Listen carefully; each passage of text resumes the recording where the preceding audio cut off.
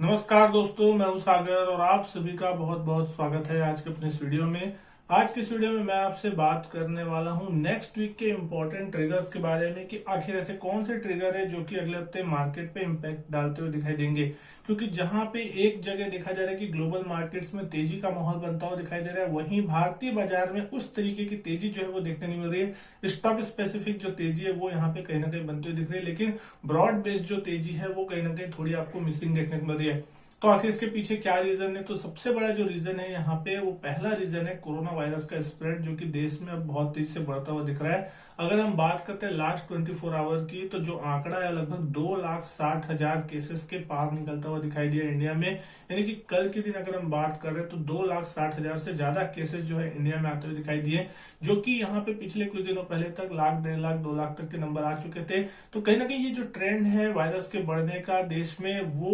Uprising side में बढ़ता हुआ दिख रहा है, अप ट्रेंड पे ही है। यहाँ पे कहीं पे भी टॉप आउट होने के संकेत फिलहाल नहीं मिल रहे हैं, जो कि कहीं ना कहीं मार्केट को परेशान करेंगे। और पिछले कुछ दिनों में जो हमारे लोकल ट्रिगर से मार्केट में जो प्रेशर बनता हुआ दिख रहा है, उसका सबसे बड़ा रीजन भी है कि कोरोना का जो स्प्रेड है वो लगातार एक तरफा बनता हुआ दिख रहा है। तो जब तक ये टॉप आउट नहीं होगा या उसमें गिरावट का कोई ट्रेंड नहीं आएगा, तब तक यहाँ पे मार्केट के लिए थोड़ी बहुत जो है हैंगओवर ऊपर की तरफ बना होगा, यानी कि ऊपर जाने के बाद वहां पे सेलिंग प्रेशर जो है वो देखने को मिल सकता है।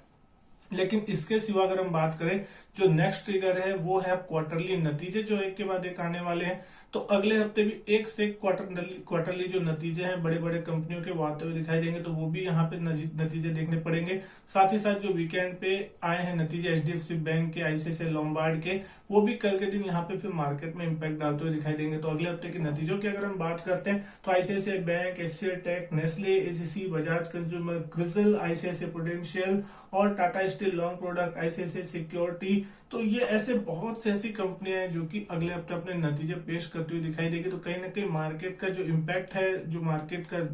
ट्रेंड है, वो ये नतीजे भी जो है डिसाइड करते हुए दिखाई देंगे। इसके सिवा भी अगर हम बात करते हैं कुछ अलग बातों की जिसके सीधा सीधा इम्पैक्ट होगा, तो एफआईआईस के जो डेटा है दोस्तों, वो यहाँ पे कहीं ना कहीं थोड़े अपोजिट होते हुए दिखाई दे रहे हैं। जैसे कि पहले हमने देखा था पिछले कुछ महीनों से या पिछले साल हमने देखा था, लगभग एफआईआईस बहुत ही अच्छे से यहाँ पे बाइंग करते हुए दिखाई दे रहे थे। लेकिन अब फाइनली एफआईआईस ने भी अप्रैल में सेलिंग करते हुए दिखाई दे रहा है। एफआईआईस नेट सेलर है यहाँ पे, ऑलमोस्ट 2597 करोड़ की नेट सेलिंग का आंकड़ा जो है एफआईआईस की तरफ से इस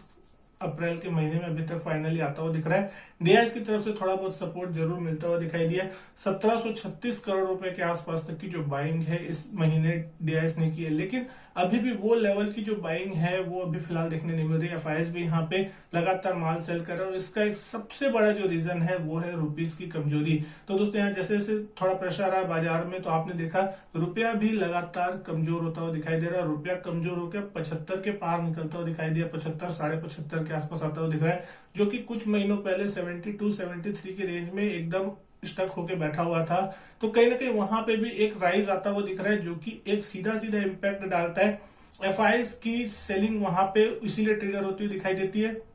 कि अगर रुपए कमजोर होते हैं तो उनको यहाँ पे जो भी प्रॉफिट होता है वो कहीं ना कहीं थोड़ा इनका मिनिमाइज होता हुआ दिखता है, और रुपया की कमजोरी यहाँ पे जो है वो उनके ऊपर प्रेशर डालती हुई दिखाई देती है। साथ ही साथ अगर हम बात करते हैं कुछ और चीजों की, तो यहाँ पे जो अमेरिका की बॉन्ड यील्ड है दोस्तों, वो कहीं ना कहीं थोड़ी ईज होती हुई दिखाई दे रही है, कि जो कि लगभग 1.7, 1.8 के रेंज में चली गई थी, लगभग लगभग टॉप रेंज पे पिछले कई महीनों के,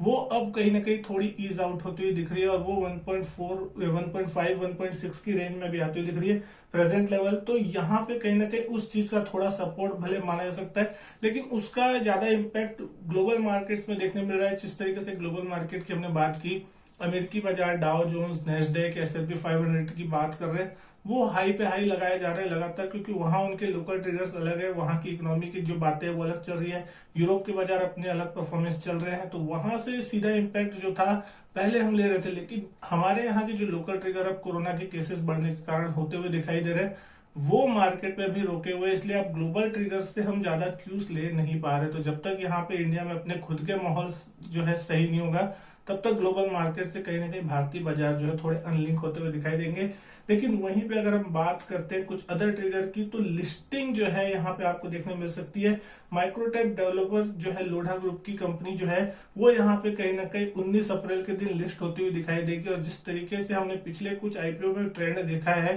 कि यहाँ पे दिखता तो है कि ग्रे मार्केट में वो लिस्टिंग प्रीमियम पे होते हुए के संकेत आते हैं,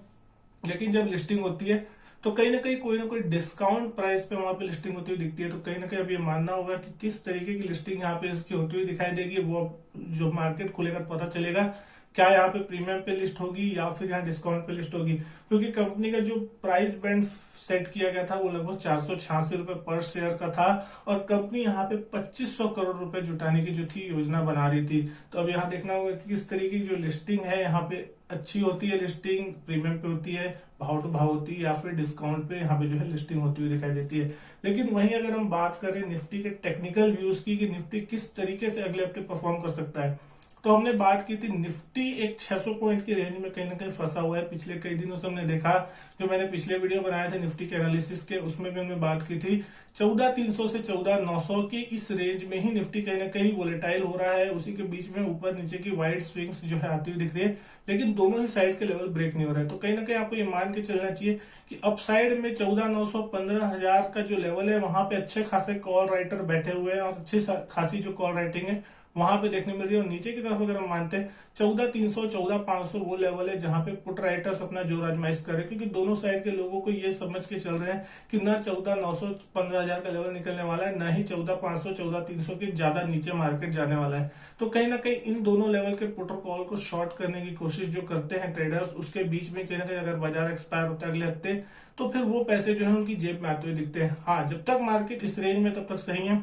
किसी भी साइड में रेंज ब्रेकआउट होगा या ब्रेकडाउन होगा तो आपको एक वाइड स्विंग जो है वो देखने को मिल सकता है, यानी कि अगर 14900 पार होता है तो फिर आपको ऊपर के लेवल देखने मिल सकते हैं, वो भी क्लोजिंग बेसिस पे। और अगर 14300 के नीचे निफ्टी क्लोज देता है अगर किसी भी कारणों से, तो फिर आपको एक नीचे का मूवमेंट जो है आपको इन फ्यूचर देखने को मिल सकता है। तो वो समय बताएगा जब वो लेवल टूटते, कोई इंपॉर्टेंट लेवल, तब फिर आप आगे की बात कर सकते हैं कि आगे किस तरीके से बाजार क्रिएट करता हुआ दिखाई दे सकता है अपना सारा लेवल को। तो दोस्तों ये थे वो सारे इंपॉर्टेंट डेटा जो कि मार्केट कहीं ना कहीं मानने की कोशिश कर रहा है कि बाजार इतनी आसानी से शायद इस रेंज को तोड़ नहीं सकता, क्योंकि आगे चल के अगर हम बात करें कुछ एक इंपॉर्टेंट ट्रिगर्स की, तो वो है 2 मई के दिन इलेक्शन के रिजल्ट, जो कि 4-5 जो हमारे असेंबली रिजल्ट आने वाले हैं, यहाँ पे जो चुनाव हो रहे हैं देश में, तो उसके नतीजे भी कहीं ना कहीं फिर बाजार फैक्टर इन करने की कोशिश करेगा। लेकिन वो हम बात करेंगे अगले हफ्ते, क्योंकि उसको अगले हफ्ते पचाने की कोशिश करें, क्योंकि उससे पहले अप्रैल सीरीज की जो एक्सपायरी है वो लगभग हो जाएगी, तो फिर वो मई सीरीज में आ जाएगा। तो मई सीरीज किस तरीके की रहेगी वो चीज यहाँ पे अप्रैल के एंड से पता चलना चालू होगा। और साथ ही साथ जो क्वार्टरली नतीजे हैं कंपनियों के, खासकर वो बड़ी कंपनियां जो कि अच्छा खासा वेटेज रखती है, वो आपको हो सकता है कि लास्ट में अप्रैल के देखने को मिले, क्योंकि 25-26 अप्रैल के बाद से जो नतीजे आने चालू होंगे उसमें सारी बड़ी कंपनियां जो है निफ्टी की, वो अपने नतीजे देते हुए दिखाई देगी। तो जो निफ्टी की मंथली एक्सपायरी होगी वो थोड़ी कहीं ना कहीं ज्यादा आपको देखने को मिलेगी कि वहां वोलेटिलिटी बढ़ती हुई दिख सकती है। स्टॉक स्पेसिफिक जो मूव है वो कहीं ना कहीं आपको बढ़ता हुआ दिखाई दे सकता है। तो दोस्तों उम्मीद करता हूँ वीडियो जो आपको पसंद आई होगी, वीडियो अच्छी लगी हो तो वीडियो लाइक कीजिएगा, शेयर कीजिएगा दोस्तों के साथ। चैनल सब्सक्राइब नहीं किया तो चैनल सब्सक्राइब जरूर करें। इसी तरीके की और भी वीडियो मैं आपके लिए लाता रहूंगा। मैं आपसे मिलता हूं अपने नेक्स्ट वीडियो में, तब तक के लिए good bye and thank you.